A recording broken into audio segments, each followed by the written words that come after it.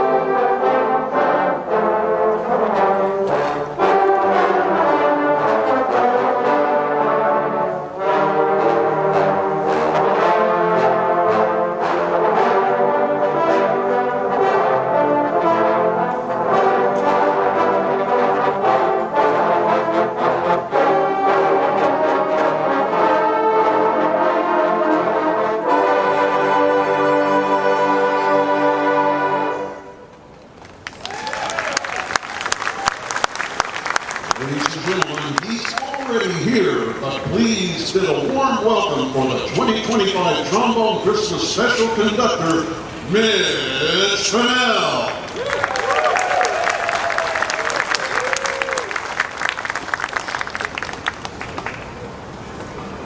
During the history of the home, hot rodders have always installed new engines into their cars.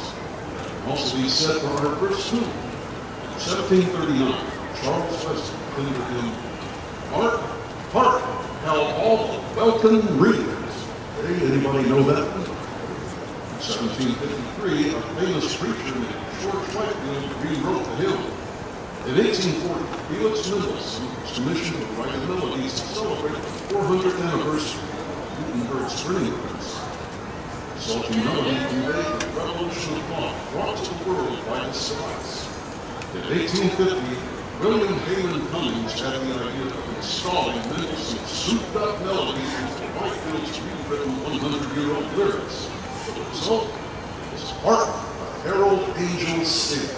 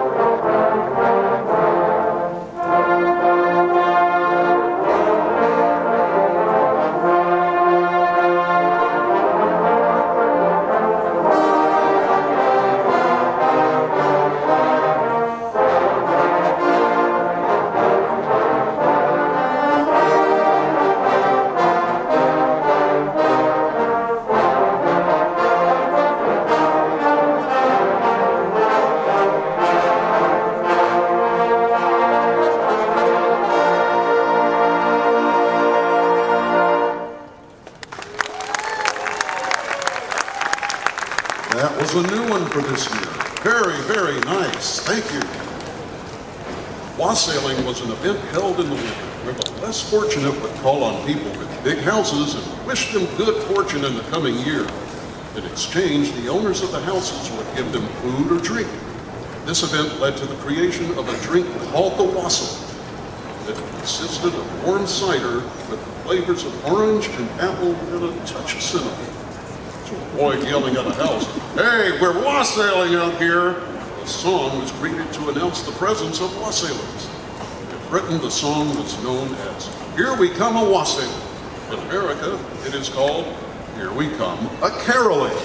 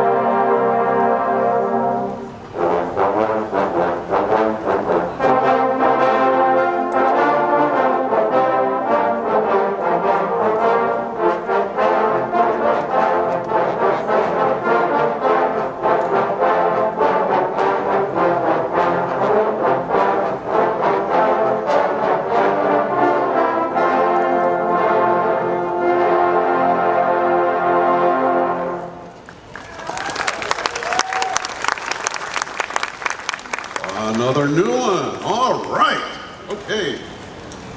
In 1946, Gene Autry was a big singing cowboy star. As such, he was invited to ride in the Hollywood Lane Parade. He was placed towards the back of the parade, being the featured star that year. Behind him was the big guy. You know, a little something for the big guy. Well, as he rode through the parade, children were yelling, "Here comes Santa Claus!" Gene was awestruck by the emotion of the praise, and after the parade started making notes. Later, he turned the notes over to his music publisher, Oakley Haldeman, and Art Satherley, legendary record producer. In 1947, he recorded a top 10 hit, "Here Comes Santa Claus."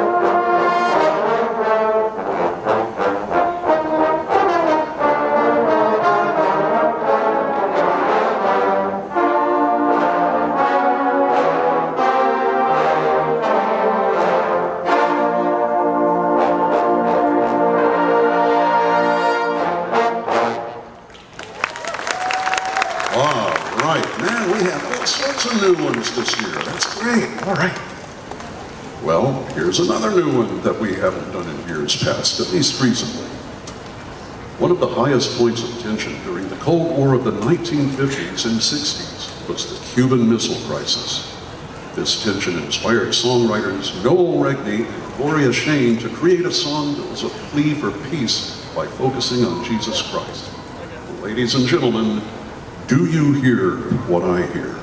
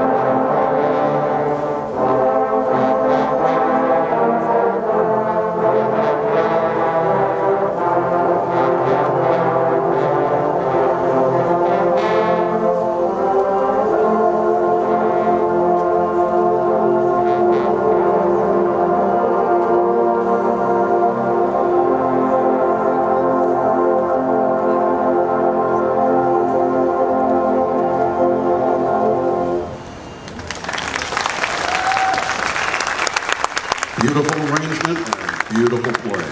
Thank you very much. Ah, here comes one of my favorites. I get to sing this with a caroling troupe every season, and boy, I'm glad you're doing this year. A novelty song uses strange lyrics or music out of the ordinary subject matter, or any combination of the above, which describes our next song to a T.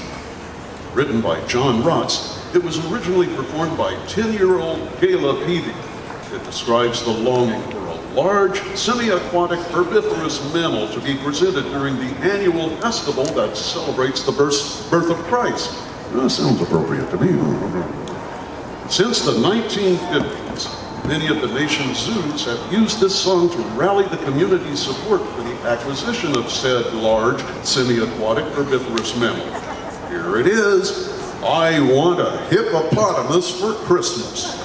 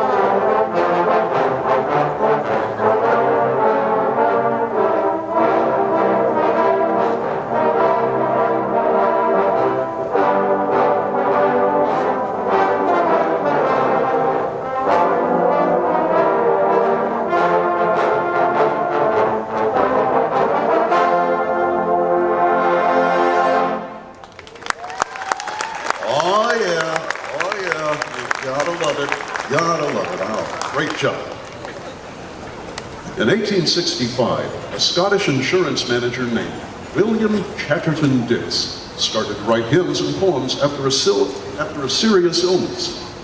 One of the poems written was called The Manger's Throne. In 1871, John Stainer was editing a book called Christmas Carols New and Old. After reading the poem, he thought it would make a good hymn. Because there were no copyright lawyers before 1928, he used the 200-year-old tune Greensleeves as the music. John also decided that it needed a new title, so he used the first 4 words of the poem. What child is this?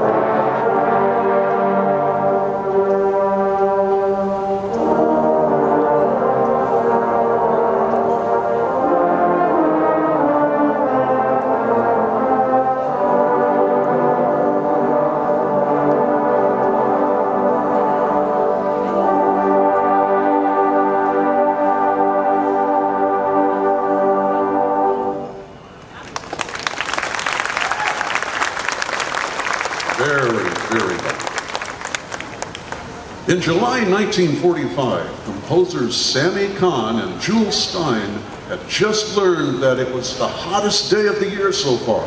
They started to joke around about writing a song about something cold. Well, they didn't write a song about beer, but they both agreed that snow was cold, and therefore they wrote a song that declared to let it snow.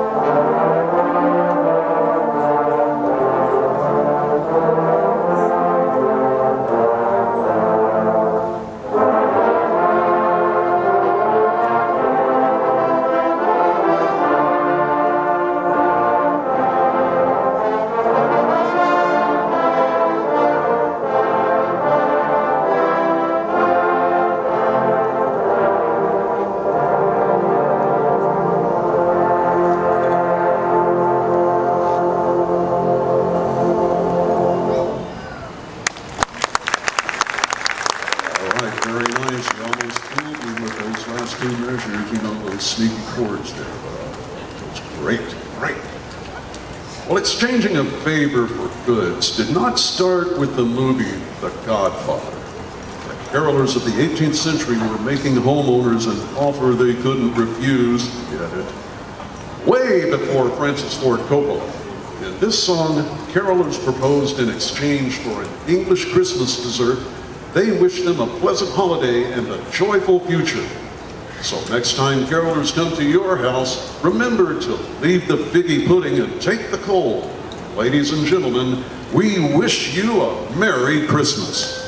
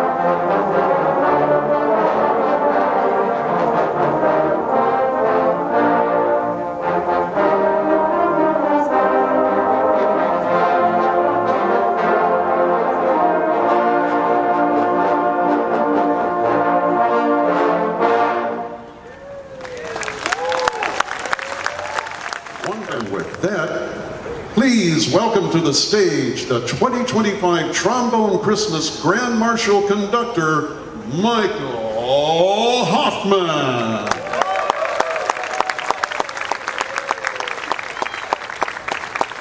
For our first tune, this Christmas carol has a remarkable melodic blend of grace and subtle dynamism.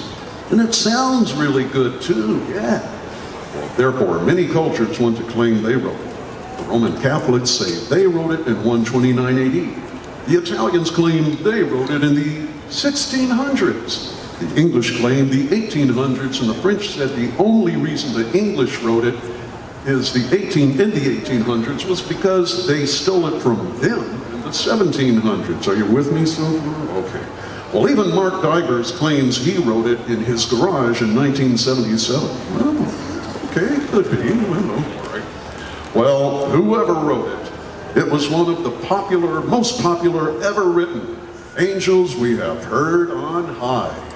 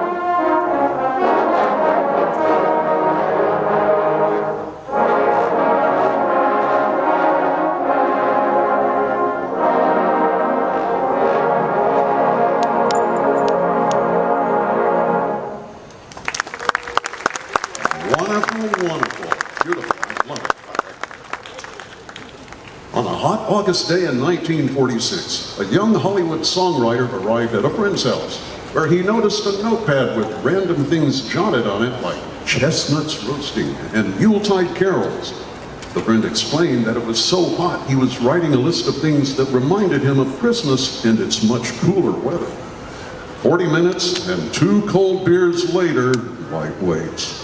One of the all-time most popular Christmas tunes was written by Bob Wells. It so captured the essence of the season that it has come to be known simply as the Christmas song.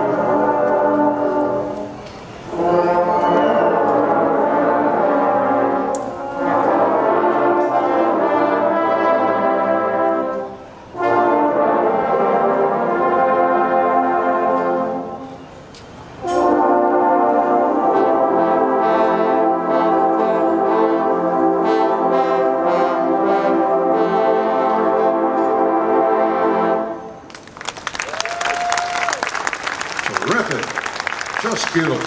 Oh. Many of the great Christmas carols came out of the ether of religious life during the 8th and 9th centuries with no real evidence on who actually wrote the song. Our next number is a case in point, Away in the Manger.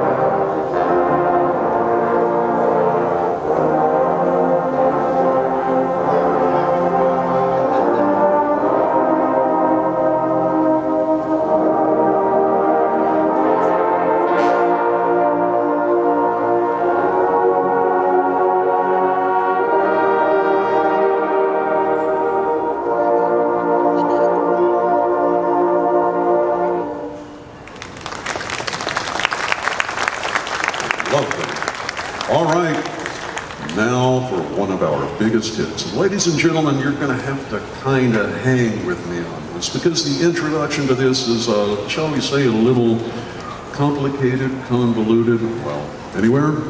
Here goes. Clara and the Prince travel in a nutshell boat pulled by dolphins to the ferry.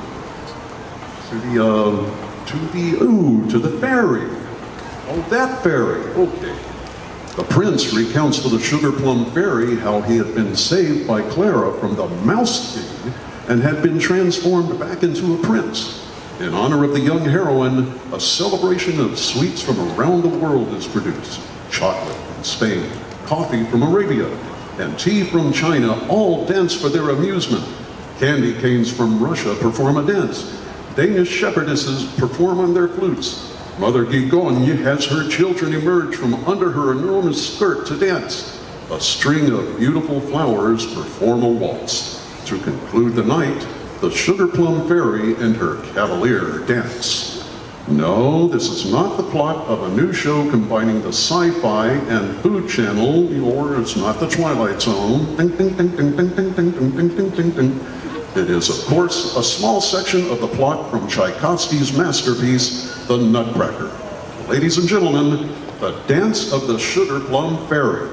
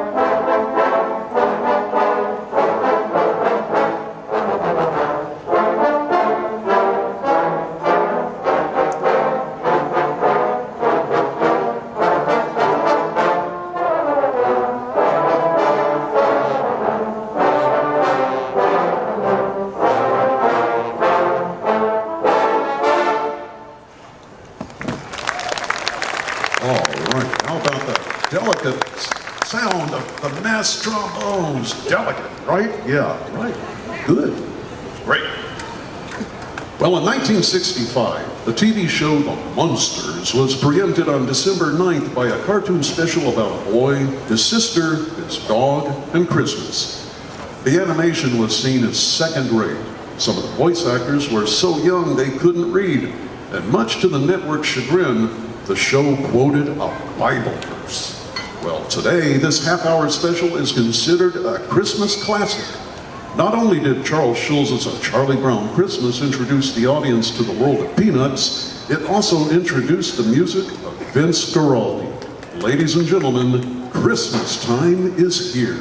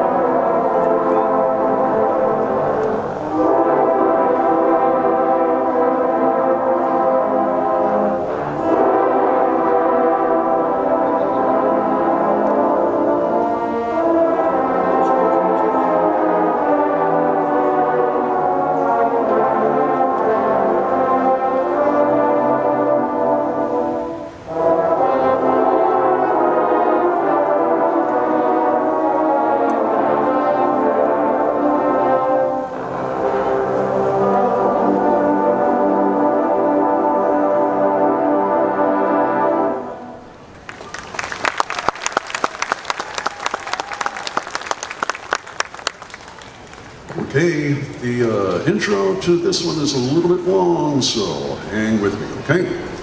In 1847, Placide Capot de Roquemart was the commissioner of wines in a small French town. Those are fancy words for a trombone player to say, I'll tell you that. But anyway, known more for his poetry than his church attendance, it probably shocked Placide when his parish priest asked the commissionaire to pen a poem for Christmas Mass. Nevertheless, the poet was honored to share his talents with the church. Using the Gospel of Luke as his guide, Capot imagined witnessing the birth of Jesus in Bethlehem. Thoughts of being present on the blessed night inspired him. By the time he arrived in Paris, Cantique de Noël had been completed. Moved by his own work, Capot decided that his Cantique de Noël was not just a poem, but a song in need of a master musician's hand. Not musically inclined himself, the poet turned to one of his friends, Adolphe Charles Adams, for help. As a man of Jewish ancestry, for Adolphe, the words of Cantique de Noël represented a day he didn't celebrate. But nevertheless, Adams quickly went to work, attempting to marry an original score to Capot's beautiful words. Adams's finished work pleased both poet and priest. The song was performed just 3 weeks later. Oh, holy night.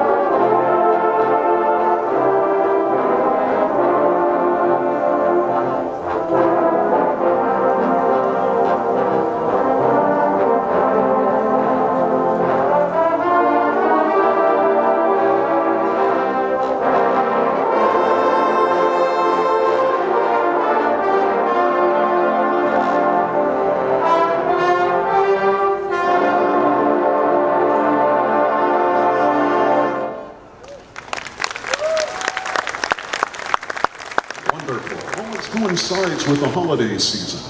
In celebration of this time, we present a piece of music simply entitled, Oh Hanukkah. That's it? That's all you have to say? That's all I have. I just say them, I don't write them. But it does deserve more.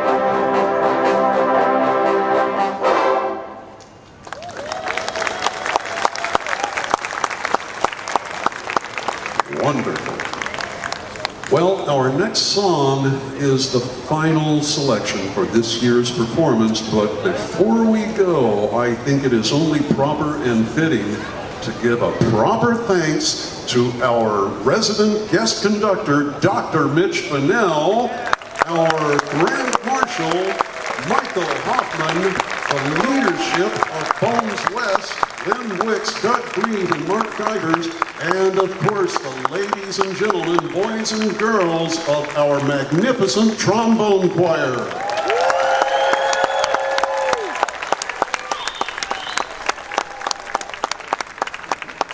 I would thank myself, but that'd be tacky.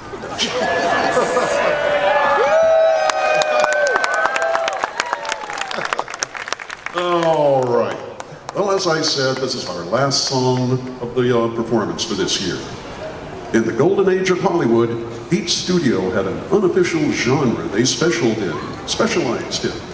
Universal Studios was known for its horror films, and Warner Brothers for its gangster movies, see?